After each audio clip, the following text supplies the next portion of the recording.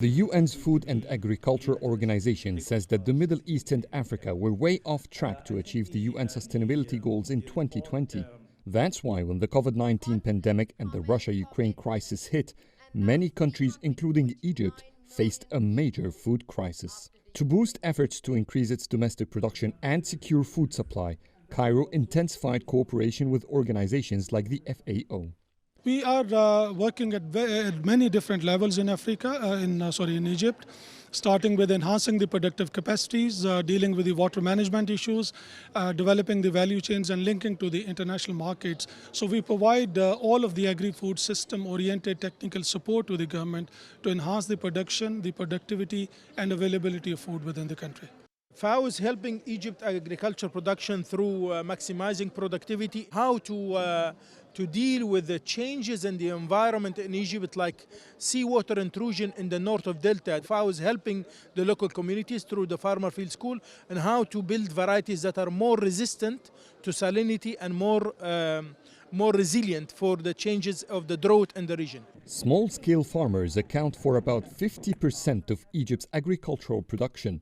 Most of them, however, use inefficient traditional agricultural practices, which wastes water and leads to poor yield. The Ministry of Agriculture's guidance offices are leading massive campaigns to educate some 30 million farmers about advanced agricultural practices.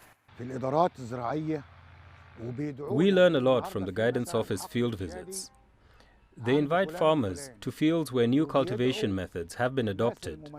We then see the results for ourselves, and we ask the landowner about his experience based on the information and directives he received from the Agricultural Ministry's experts. Egypt is now focusing on spreading raised bed cultivation and crop rotation to increase land productivity.